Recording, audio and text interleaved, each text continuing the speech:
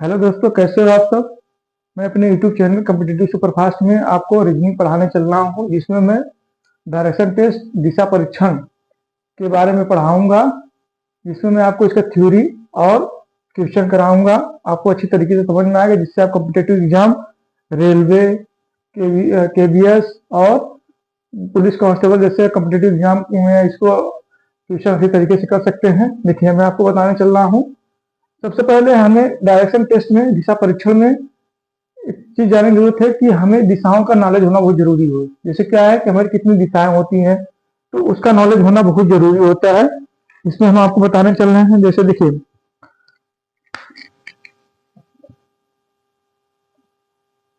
इस तरीके से ये हमारा पूरब हो गया, पश्चिम, ठीक है, दक्षिण, ये उत्तर, ठीक है, इस तरीके से। तो इसमें क्या है, दिशाओं का ज्ञान होना जरूरी है कि हमारे कौन कौन सी दिशाएं किधर में है। तो कितनी दिशाओं में, फोर, 4 दिशाएं हैं, पूरब, पश्चिम, उत्तर, दक्षिण। इनको इंग्लिश में कहते हैं ईस्ट। ये हो गया हमारा नॉर्थ, ये हमारा हो गया साउथ, ठीक है, ये हमारा वेस्ट, ठीक, इस तरीके से। अब देखिए, ये हमारी क्या है, 4 कोर दिशाएं होती है, मेन दिशाएं होती हैं 4।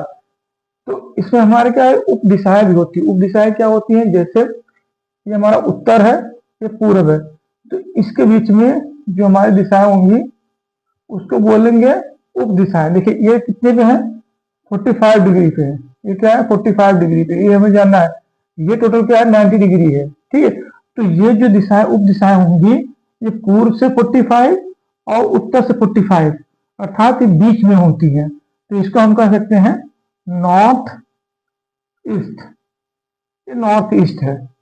ये क्या है, इन दोनों के बीच में जो उप डायरेक्शन होगा उसको बोलते हैं नॉर्थ ईस्ट। इसी तरीके से हमारा दक्षिण और पूर्व के बीच में जो हमारी उप दिशाएं होंगी, उसको उप दिशा होगी, उसको बोलेंगे ईस्ट साउथ, इस तरीके से। इसी तरीके से पश्चिम और दक्षिण के बीच में जो हमारा उप दिशा होगी उसको क्या बोलेंगे, साउथ वेस्ट, इस तरीके से, ठीक। इसी तरीके से उत्तर और पश्चिम के बीच जो हमारी दिशा होगी उसको बोलेंगे नॉर्थ वेस्ट, ठीक। आई होप आपको ये समझ में आया होगा। देखिए, ये सब 45 डिग्री पे है, ये 45 डिग्री, ये आपको जानना जरूरी है। इस तरीके से आपको हमारी जो मेन दिशाएं हैं और उप दिशाएं, दोनों के बारे में हम आपको अच्छी तरीके से बता दिए हैं। ये आगे चल के हमें ट्यूशन में बहुत काम देगा। हम जो डायरेक्शन हम आपको बता दिए हैं। देखिए, हम आपको और बताने चल रहे हैं कि जैसे हम किसी रास्ते में चल रहे हैं, जैसे हम देखते हैं रास्ते में चलते हैं, तो हम चलते हैं तो हमें जो है, या तो राइट मुड़ते हैं या तो लेफ्ट मुड़ते हैं, या तो हम दाएं मुड़ते हैं या तो बाएं मुड़ते हैं। इस तरीके से हम चलते हैं। ऐसे भी क्वेश्चन आते हैं कि हमें मुड़ना पड़ता है। तो देखिए, आपको बताने चलना है कैसे होता है। जैसे ये हमारा, पहले हम यहाँ पे दिशा डिनोट कर देते हैं। ये हमारा हो गया उत्तर, ये हम दक्षिण, ठीक है, ये पूर्व, पश्चिम, ठीक है, इस तरीके से हो गए हमारी दिशाएं। अब देखिए, जैसे यहाँ पे देखिए, यहाँ पे एक चीज देखना है कि हम जब हम रास्ते पे चल रहे हैं, जैसे हम जहाँ यहाँ उत्तर तरफ मुंह करके, उत्तर की तरफ मुंह करके खड़े हैं, ठीक है, उत्तर की तरफ मुंह करके खड़े हैं, यहाँ पे देखिए, तो ऐसे उत्तर की तरफ मुंह खड़े हैं, तो हम क्या करेंगे, जब दाएं हाथ मुड़ेंगे तो इस तरीके से राइट की तरफ मुड़ जाएंगे, मतलब क्लॉकवाइज, दाएं तरफ क्लॉकवाइज, ठीक है, क्लॉकवाइज मुड़ेंगे। कितने डिग्री पे मुड़ेंगे क्लॉकवाइज, ये 90 डिग्री पे। कितने डिग्री पे, 90 डिग्री पे क्लॉकवाइज मुड़ेंगे। ये दाएं तरफ मुड़ने के लिए यहाँ से कितना होगा, 90 डिग्री, ठीक है, दाएं तरफ, दाएं, ठीक है, इस तरीके से मुड़ेंगे हमारा दाएं तरफ 90 डिग्री पे। जब हम उत्तर की दिशा पे मुंह करके खड़े रहेंगे तो हम इस तरीके से दाएं तरफ मुड़ते हैं। इसी तरीके से जब हम पूरब की तरफ मुंह करके खड़े रहेंगे, इस तरीके से पूरब की तरफ मुंह करके खड़े रहेंगे, तो हम जब दाएं मुड़ेंगे तो उसका डायरेक्शन इस साइड में होगा, ऐसे दाएं, ठीक है। इसी तरीके से ये भी क्या होगा, 90 डिग्री होगा।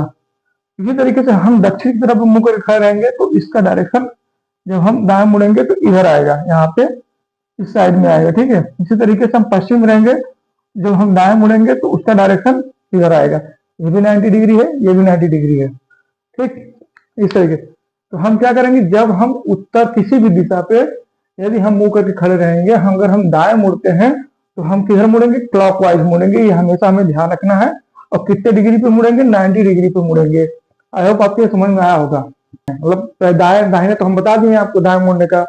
अब अगर हम रास्ते में चलते हुए बाएं मुड़ते हैं तो हम दिशा के अकॉर्डिंग कैसे मुड़ेंगे वो हम आपको बताने चल रहे हैं। देखिए इस तरीके से, यहाँ देखिए ये हमारी दिशाएं हो गई, उत्तर, दक्षिण, पूर्व, पश्चिम, ठीक है। इस तरीके से हमारी दिशाएं हो गई ऐसे। अब देखिए यहाँ पे, अब हमें ये देखिए, जैसे हम इधर पूरब की तरफ मुंह करके खड़े हैं, पूरब की तरफ मुंह करके खड़े हैं, तो यदि हम बाएं मुड़ते हैं, जैसे हम इधर इस तरह से इधर रास्ते चल रहे, पूरब की तरफ चल रहे हैं, पूरब की दिशा में चल रहे हैं, तो हम जब बाएं मुड़ेंगे तो ये हम इस तरीके से मुड़ेंगे, इस तरीके से। यहाँ पे कितने डिग्री मुड़ेंगे, 90 डिग्री पे। किस डायरेक्शन में, anti clockwise, anti clockwise, anti clockwise direction में मुड़ते हैं। किधर मुड़ते हैं, एंटी क्लॉकवाइज, बाएं तरफ। ये क्या है, बाएं, ठीक है। इस तरीके से मुड़ेंगे हम बाएं,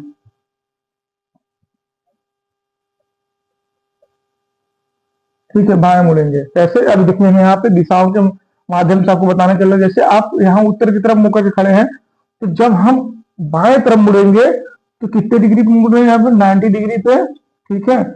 तो हम इस तरीके से बाएं मुड़ेंगे,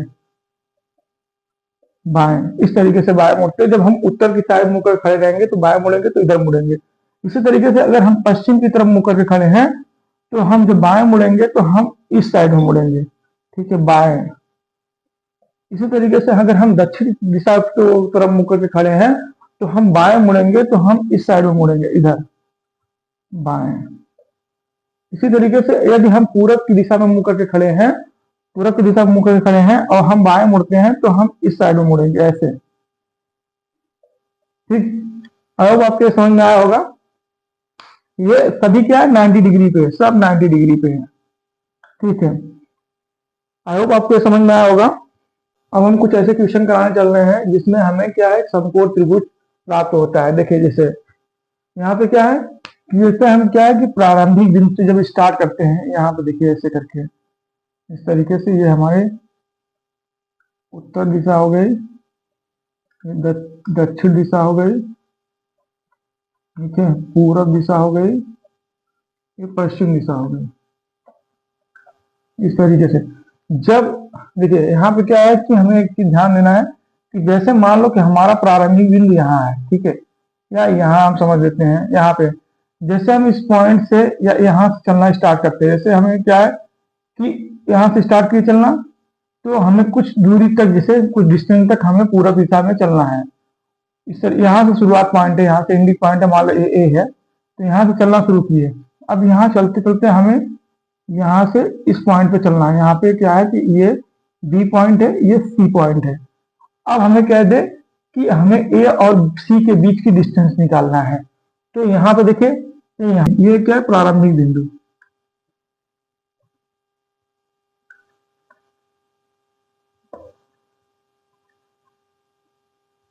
ठीक है, प्रारंभिक बिंदु, ठीक। ये हमारा क्या हो गया, प्रारंभिक बिंदु हो गया, ये अंतिम बिंदु हो गया, अंतिम बिंदु, इस तरीके से, ठीक। तो ये हमारा प्रारंभिक बिंदु है, ये अंतिम बिंदु है। तो हमें क्या करना है कि ऐसे क्वेश्चन सॉल्व करने के लिए हमें क्या करना पड़ता है कि जैसे ये प्रारंभिक बिंदु और अंतिम बिंदु को मिलाना पड़ता है। इस तरीके से हम क्या करेंगे, इन दोनों को, इन पॉइंट को मिला देंगे, प्रारंभिक बिंदु अंतिम बिंदु को मिला देते हैं, ठीक है। जब मिला लेंगे तो अब हम क्या है, ये हमारा क्या है, समकोण त्रिभुज। देखिए 90 डिग्री है, 90 डिग्री पे मुड़ते हैं तो ये हमारा क्या हो गया, समकोण त्रिभुज हो गया। कौन सा समकोण त्रिभुज होगा, ए बी सी हमारा समकोण त्रिभुज हो गया। अब देखिए इस डिस्टेंस को ज्ञात करने के लिए हमें क्या, समकोण त्रिभुज है तो हमें क्या पाइथागोरस प्रमेय का यूज करना पड़ेगा। पाइथागोरस प्रमेय का यूज करना पड़ेगा। तो उससे हम क्या करेंगे, ये ए और सी के बीच का डिस्टेंस ज्ञात कर लेंगे। देखिए ये यहाँ पे क्या हो गया, हमारा लंब हो गया, लंब आधार कर्ण, ये हमारा कर्ण हो गया इस तरीके से। देखिए अब हम पाइथागोरस प्रमेय लगाएंगे।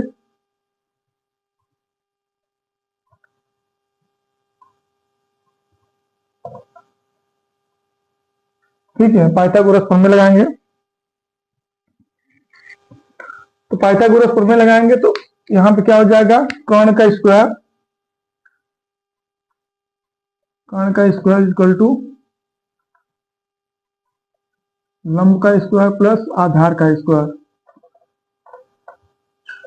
आधार का स्क्वायर। यहाँ पे देखिए कर्ण कितना है, ए सी का स्क्वायर, लंब है ए बी का स्क्वायर प्लस बी और सी का स्क्वायर। इस तरीके से हमको क्या मिल गया, ए और सी के प्रारंभिक और अंतिम बिंदु के बीच का हमको डिस्टेंस ज्ञात हो गया, अर्थात ए सी की वैल्यू हमें यहाँ से ज्ञात हो गई। आई होप आपको समझ में आया होगा। इस तरीके से क्वेश्चन आए तो आप कर सकेंगे।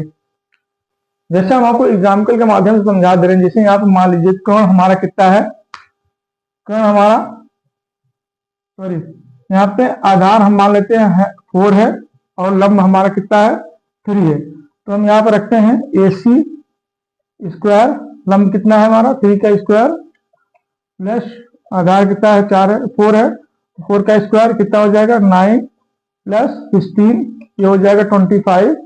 ए सी इक्वल टू हो जाएगा, ए सी का स्क्वायर इक्वल 25, ए सी हो जाएगा हमारा √25, यहाँ हो जाएगा 5। तो ए सी इक्वल टू कितना हो गया 5।